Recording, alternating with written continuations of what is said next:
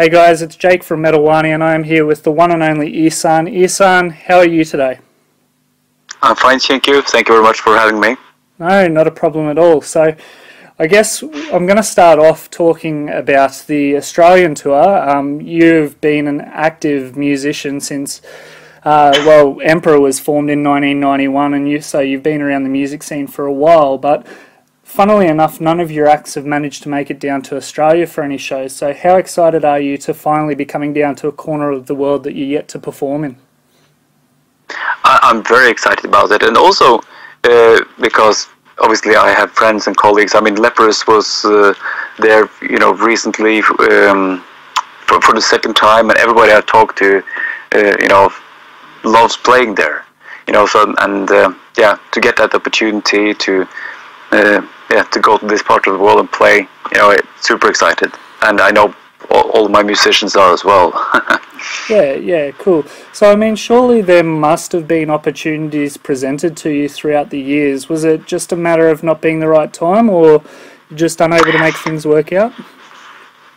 Well, the thing is, I haven't really been touring any extensively, and even in the later Emperor days, where we did European tours and we did, some US stuff, but still kind of limited in regards to many old bands who do that much more as a regular thing. And I guess it's always been a priority for me to, and a preference also to, studio work, record, produce, that side of things has kind of been more at heart. And also because I think when we toured in the late 90s, there was such a big compromise. Yeah. That the sound situation, the traveling situation, everything was, instead of being able to put all the energy and the focus into actually performing the music, the way it should be, there was always a matter of just, oftentimes, just to get through it. To manage somehow, yeah. Which is a bit of a challenge. Of course, there's just so much control you can have in a live environment. But so when I started my solo career, in general, I didn't want to go out, play live shows with like a 50-50 Emperor Ihsahn show, to be that guy, Yeah. I wanted to. I set myself a goal like I'll do 3 albums, as a catalog before I actually do any shows. Yeah. Because I wanted to, when I was doing my solo stuff, I wanted it to be purely that. And and then I've just really eased my way into it, and mostly been playing festivals and just like done a couple of small tours in Japan, for example, and it's only now that I've felt comfortable kind of extending that to longer trips and doing it more as a package like that. Yeah, but I've been so privileged, to be able to do my music, so much on my own terms, and out of preference, and so it's just very lucky position to be in. And now that I finally go to Australia and to perform, is because now everything fits together. It's the right time. Yeah, cool. And so when you're down here, you are playing a couple of dates for our very own Direct Underground festival. And on that bill, you also have bands like Belphegor, Revocation, Wiegedood, Diocletian. Is it a good feeling knowing that you'll be performing with a ton of other great bands from all across the world while you're down here? Absolutely, and what can I say? In my experience, from touring and everything, it's and as I say, getting to go to different parts of the world, and in the capacity of my solo work, it's mostly been festivals. Where there's kind of a joint effort, where you get a lot of variety in music, but whether I've been playing with Emperor or with my solo stuff. And what is fun is that everywhere I go is usually, as a musician, and I meet other people who also grew up on Iron Maiden, and kind of did their own interpretation of that, and even though it's in totally different parts of the world, and even especially in Asia and everything, where it's culturally so different as well, you kind of, everywhere I go, we kind of have that common ground of cultural music reference. Yeah. So and we get to experience everything that is unique about that part of the world, in a very special way, and also musically, and with festivals and everything, for the audience who, to me, playing festivals is kind of cool like that, in that it's perhaps more of an open-mindedness, because the audience is there to experience a rather wide range of musical expression within certain parameters.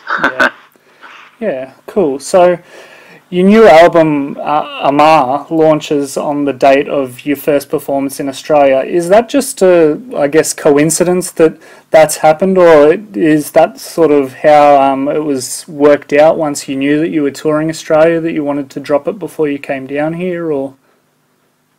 I must admit, it's very much of a coincidence, because the Australia tour has been in planning for a long while.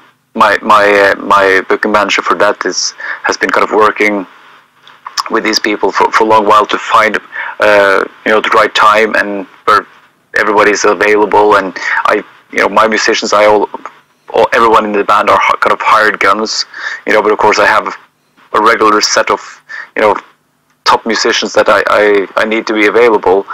So it's and Amar was actually, it had previously a planned as an earlier release date. Yep.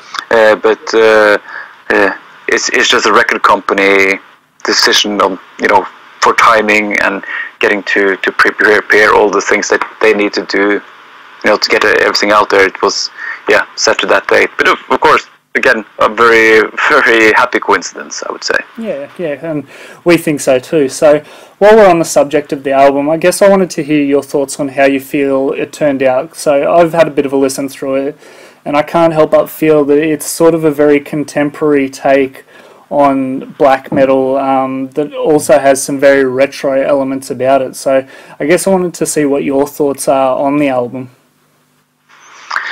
Well, as kind of a background to that, I mean, every solo album I ever did, I have one book where I write a SketchUp of what kind of album I want to make before I start writing anything. Not as a limitation, but as a framework of what I want to achieve. Because I grew up with albums that had kind of an overall atmosphere to them, even though the material in each individual song was different. It kind of adds up to one general vibe. So that's kind of what I want to achieve with albums. That they have like a core emotional vibe to them, an atmosphere, but then to kind of explore the extremes within that framework, and it's on different levels. I mean, with my previous album Arctis, which were the kind of the scene of the album, and all the metaphors were kind of placed in this kind of cold Arctic landscape. Yep. This time the artwork, the lyrics, everything is it's placed inside, and also production-wise, the sounds and production is also much more intimate and as I say, maybe even modern. And I've released quite a few albums, by now, and I just constantly try to find new approaches and the ways to make the whole process and experience of making this music exciting. Yeah. To myself, selfishly rather, really to make the myself really excited and enthusiastic about the whole process. Because if I'm thinking, if I'm not excited about it, I can't really expect anyone to listen to it to be excited about it either. and I was very pleased with when comparing the end result to the goals I set for this album, I'm very happy with the end result, but also I'm kind of proud that I finally took more of a risk, especially production-wise, to go with almost mono drums, total focus on analog synthesis, and bringing in tuned 808 drums, and just pouring a lot of other influences into this, and of course it's never my intention to try to sound like something else. It's always my intention to try to sound like me, but in a totally different way. Yeah, and I mean, look, that definitely comes across with the album. Like I said, it's sort of a bit of a contemporary take on the work that you've sort of been building up to over the last few albums, and I think it comes across really well. So I guess given that, and you mentioned there about the use of analog synthesis, and I've seen it mentioned that you've taken inspiration from film scores like John Carpenter's Halloween and all of that for going into this album. I guess given that sort of connection with synthesizers and that sort of thing, were any of the, and also given your relationship with the Leprous members, were any of the Leprous members involved helping out with this album? No, not this time. Other than, of course, Tobias Ernest, who's the drummer, who was previously in Lepers. Yep. But I've been working with him since the fourth album. Amazing drummer, but none of the Lepers members were involved this time. Yeah. Oftentimes, I've had Einar, do some vocals, and which is kind of natural. He's my youngest brother-in-law. Yeah. Yes, yeah. So it's more of a family thing, and he was just here, the other week and recorded some vocals. Or my wife producing some vocals for him for a guest performance. It's more a practical thing. It's nice to have a lot of people close by and in your family that you can kind of bounce off on. Yeah, definitely. So you've sort of touched on it a little bit, but I guess I just want to get your thoughts. You are definitely someone that likes to experiment a lot with your music, but do you ever feel the need when you're writing your music to balance that experimentation for fear of fan backlash? I mean, I think you've already sort of answered this in that you write music so that you yourself are happy with it, which I'm assuming is probably going to be your answer, but does that sort of affect you when you're writing, or? No, I mean, I think it's almost in a boring way, but my experience is really that I've had so much shit and so much praise for exactly the same albums. The albums haven't changed. It's people's perception of those albums have changed. I mean, the first two Emperor albums, they were absolutely slaughtered by major metal media.